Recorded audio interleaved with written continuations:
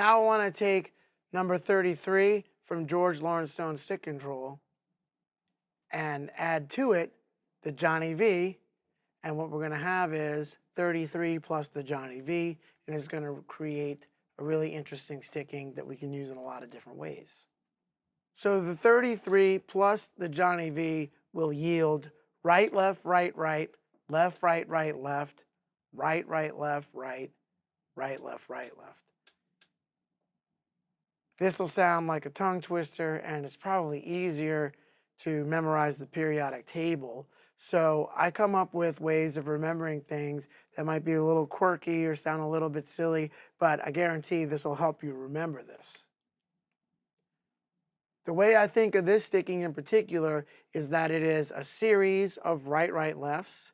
It's 4 right, right, lefts in a row, but there's a right, left in the front and a right, left in the back. So you can think of this as a right, right, left sandwich on right, left bread. So you've got a slice of right, left, right, right, left, right, right, left, right, right, left, right, right, left, and a slice of right, left at the bottom. So I'll talk this out and then we'll play it. So it's right, left, right, right, left, right, right, left, right, right, left, right, right, left, right, left, right, left, right, right, left, right, right, left, right, right, left, right, right, left, and 1 and 2 E and 3 E and 4 and 1 and 2 E and 3 E and 4 slice, slice and 2 E and 3 E and 4 sandwich and 2 E and 3 E and 4.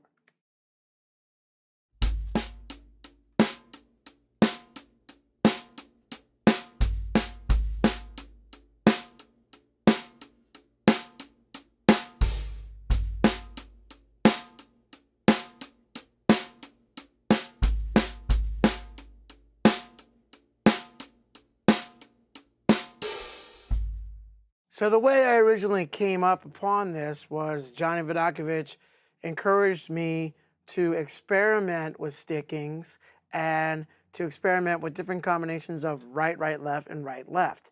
And I've learned later that this is what Jeff Hamilton and Mel Lewis would call the rub-a-dub.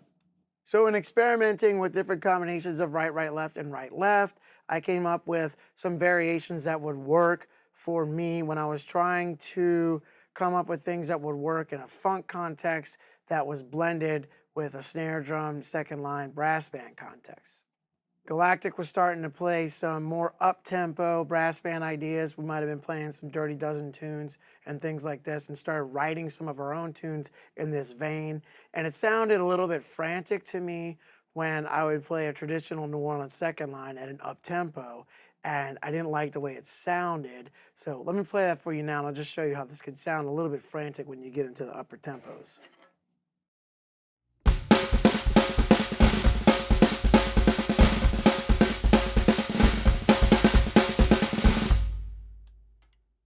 So what I did to make that less frantic and relax it is try to get rid of some of the accents.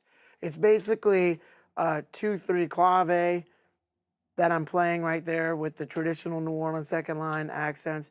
But what I did was I started selecting certain notes of a 2-3 clave and focusing on those and trying to experiment with a sticking that would spell some of that out for me without being so frantically trying to play all of these notes within this modified 2-3 clave. So this sticking played slowly on the snare drum will sound like this.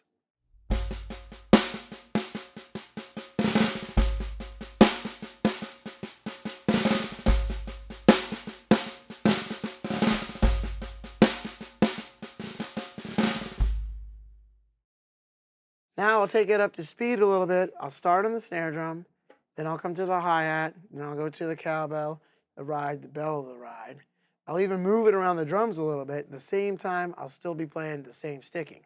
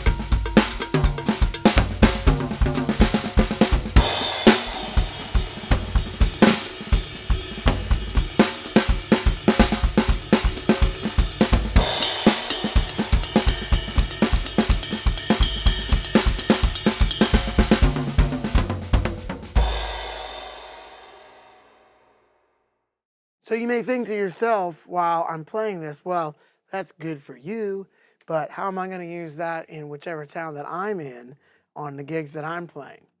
So for me, whatever that I'm doing or whatever that I'm learning, I try to figure out different ations to apply to it. So in this case, I've taken some stickings and I've come up with my own variations with them. Right now, I'm going to show you how we can take and adapt these things and come up with different adaptations of certain things and different applications and apply these things in different ways. So I'm going to show you how you can adapt this and apply it in a different way that might work for you. I learned it as a groove, and this might be too busy of a groove for you to use. So we're going to go ahead and try to see how we can use it in some different ways. So I'm going to show you how you can use this same sticking as a fill going around the toms. You could use this in the most straight up and down, 4 on the floor connotations. This could be either Love and Happiness with Al Green or Back in Black with AC/DC. Again, I'm going to take my Pandero and put it on the snare drum upside down, so that gives us a nice, thick snare drum sound. And then what I'll do is I'll go around the toms as we're about to go into the chorus.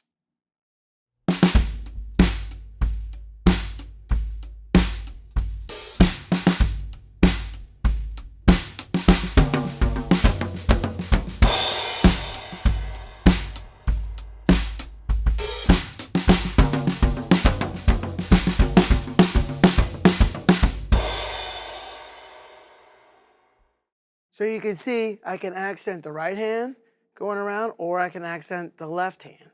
So right now I'm going to take and use this in a simple kick, snare, hat connotation. And what we'll do is play a simple funk beat, and then I can use this sticking as a fill or variation. And it doesn't need to be too overly flashy. We'll just put a little variation in there with this sticking on the hi-hat and snare with the bass drum following the right hand. The first time I will accent the right hand, and then the second time I'll accent the left hand. So I'll play 2 4-bar phrases.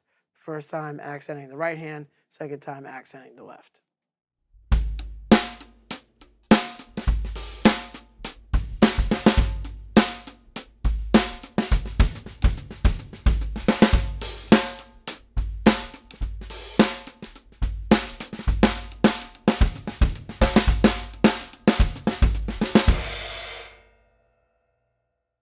You can apply this to jazz as well. I'll be playing the ride cymbal pattern up here, and then I'll vary it by going into this sticking. It's going to be the same sticking that we've just been talking about, using that as a variation up here on the ride cymbal.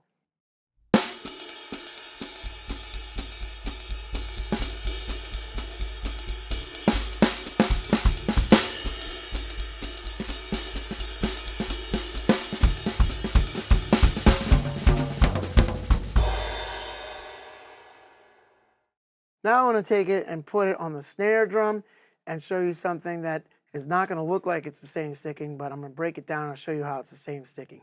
I'll start up here on the hi-hat for fun. When I come down to the snare drum, this is going to be the same sticking we've been talking about.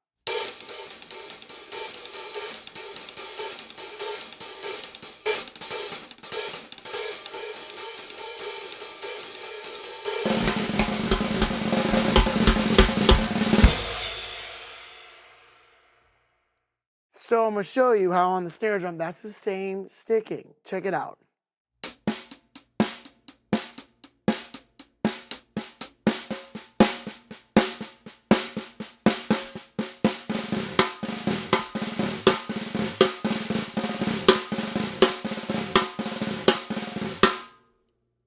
Now I'll pick it up in tempo.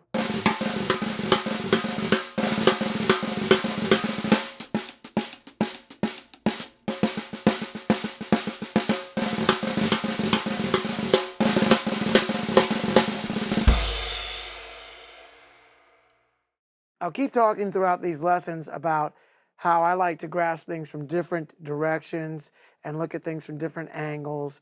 I think that the more different ways that you can understand something, the deeper your grasp of it will be. So I just showed how you can get to this with this sticking, but you can also get to it with the 5-stroke roll. So I'm going to show you how you can take a 5-stroke roll, buzz it, and then play it all off the right hand and get to this as well.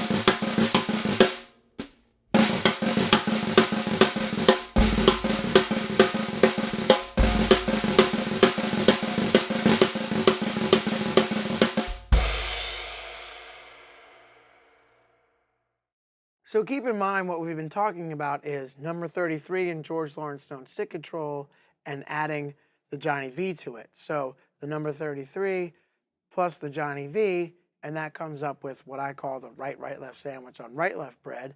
But basically what you've got is number 33, a variation of that in the Johnny V, and then you add them together to come up with this elongated form of this sticking. So basically, when we're talking about number 33, and we're talking about the Johnny V, we're talking about the same thing, just started in different places, and now we add those two things together. So all these lessons that we've been talking about with 33 and the Johnny V, and now these two things added together, we've been talking about the same one simple idea and just varying it in different ways and coming up with a lot of different ideas. Hopefully some of these ideas will spark some of your creativeness and you'll come up with some of your own ideas and experiment with these and try to see what you can come up with, and you may wind up surprising yourself. If you enjoyed this video, please hit the like button as well as the notification bell so you can be notified when I post future lessons and videos here on my YouTube channel. I would love to have you come check out StantonMooreDrumAcademy.com. I have over 20 hours of video lessons there, as well as over 300 pages of written lessons as well.